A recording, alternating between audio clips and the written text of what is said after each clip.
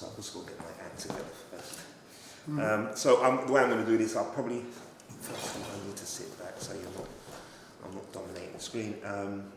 I'll just do a quick intro and ask you to introduce yourself. Okay. Then I'm going to ask you some questions about the way it works, and then I'm going to ask you some questions focused sort of like on the Black Lives Matter, the report you had to write, that kind of stuff. Just say what you can say. What you don't, if you feel I'm putting you into a trap, just stop me. I'm not trying to trap you, by the way. That's good to know. My political career shouldn't end before it starts. No. Well, you never know. This could help. You could become a social justice warrior overnight. Yeah, I love it when social justice becomes a negative thing. Right. Yay, internet. Yay, internet. All right, so let's start. My name's Paul. Your name's David. That's how we start. Okay. Hey everybody, so this is Paul. My name's Paul Fearon. I have David Douek with me, who is the director of the Citizens Complaints Review Board. Now, did I get that right? Yeah, I'm a director of operations and budget at the Civilian Complaint Review Board in New York City. Operations and budget. Good. Someone who can answer some of those tough money questions. First thing I want to do is, I'm a bit ignorant about the way the mayoral kind of hierarchy works, right? So, do you report into the police? Do you report into the mayor? Are you kind of how are you aligned with the cops? How does it work? So the agency is sort of quasi-mayoral. Okay. It's a charter entity. It exists in the New York City Charter. We're independent from the New York City Police Force. We're not allowed to employ any law enforcement officers. Interesting. Our board is chaired by civilians. There are 15 members of the board.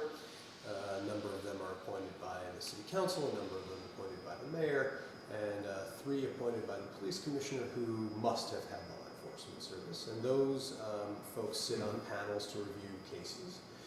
But again, our agency employs over 100 civilian investigators that respond to civilian complaints about certain types of police action.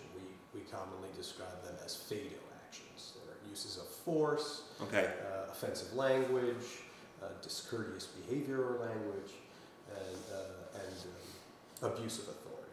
Okay. Sorry, FADO, not FODA, Okay. is usually how we refer to them. And then in the last 2 years, we've also taken on, through rulemaking and charter changes, false statements made by police officers during the course of our investigations.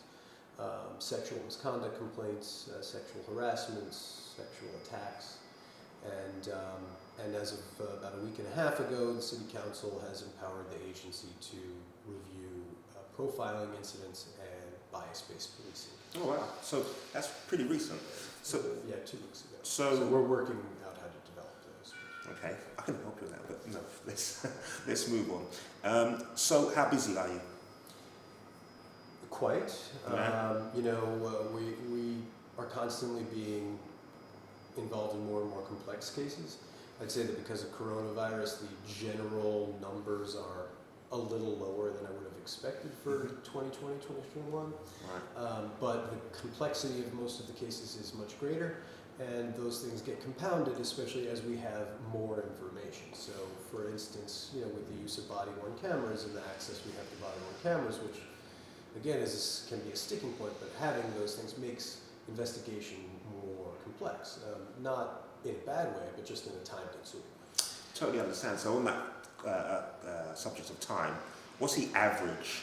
I know it's hard to put a number out there, but roughly the average kind of time for you to kind of get some case to some kind of resolution.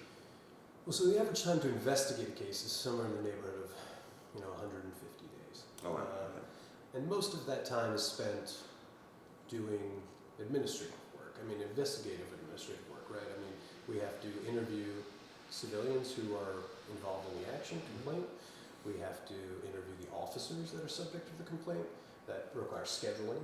Right. We have to subpoena all the records of the interaction that may have taken place. So if there's body-worn camera footage, if there's a summons issued, right. We have to get an officer history together from the police department. So all those things take a little bit of time.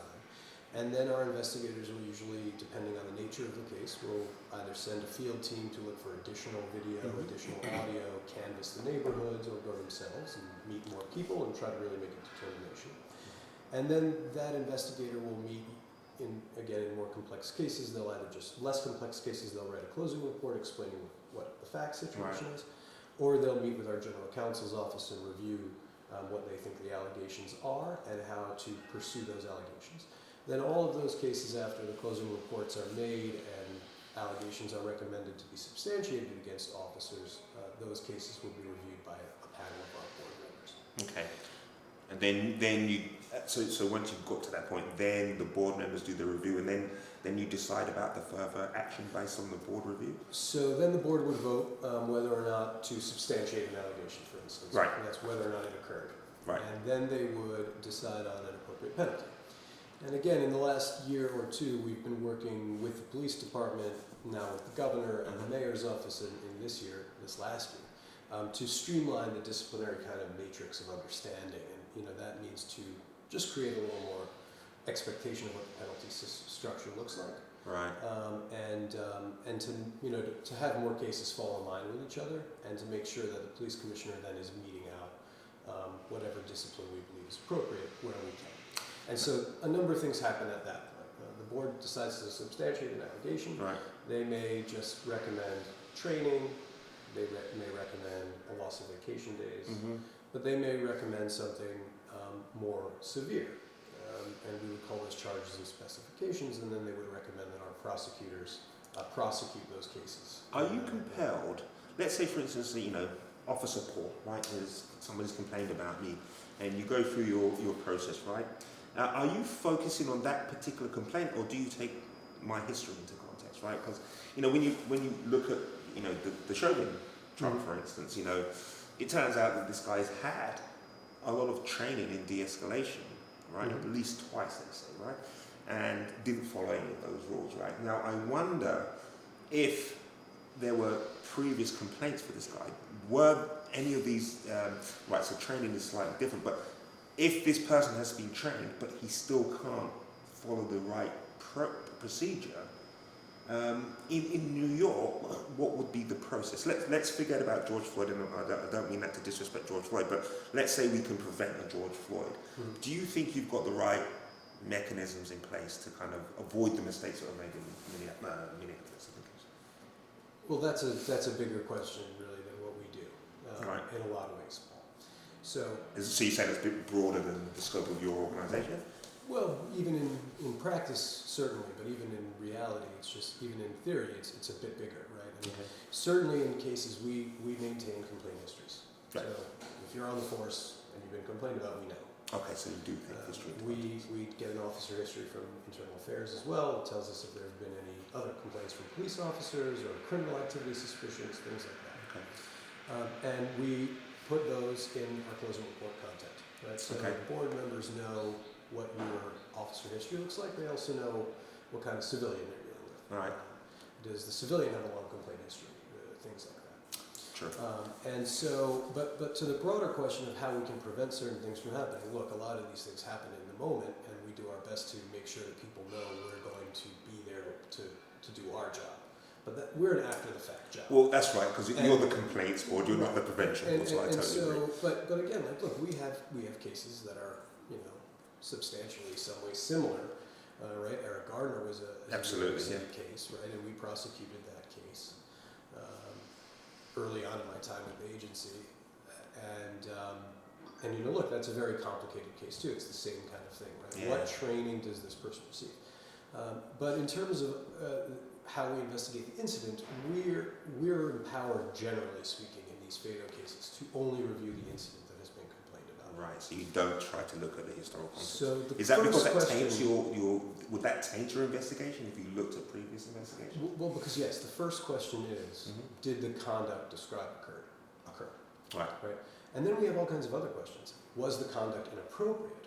Right, so you may complain about a use of force. But again, we have understanding that there are situations in which police using force is not unreasonable. So it may be true that an officer pushed you, but it may also be true that it was out of the way of a moving car. Got it. Like, sorry, to focus on the Gardner case, it seems like the complaints review board found that the use of force was maybe inappropriate. Yes. But you didn't really have control over the action. That was the board that did the review of your case and said maybe we just need to fire this guy, right? Because that's basically what happened. Well, so we decided that our board decided that the use of force was excessive, and that we would prosecute the officer and recommend termination. Okay. And we got a guilty verdict at trial, and we recommended termination, and the police commissioner agreed. That was Commissioner O'Neill in August a few years ago. And he terminated David Panther. Right. So, that's the mechanism we use of enforcement, right? Right. The question of training is something we work on as a policy matter. Okay. So we have no power to tell the NYPD how to train their officers. But we do have the ability to study their actions, recommend different actions, and write policy reports about what we think will work better. And, those reports don't go on deaf ears all the time, and things do change and things do develop, and the police have their own internal mechanisms for doing that too. Internal Affairs, the Department of Advocate's Office, all kinds of agencies that are constantly Do you reviewing. interact with Internal Affairs? Sure, we have embedded Internal Affairs officers that work in our office, Department Advocate officers that work with us. And now, again, as of this new legislation, it's not exactly clear how it will happen, but the Inspector General's office will also become part of our office. Wow. And that used to be an internal office that reviewed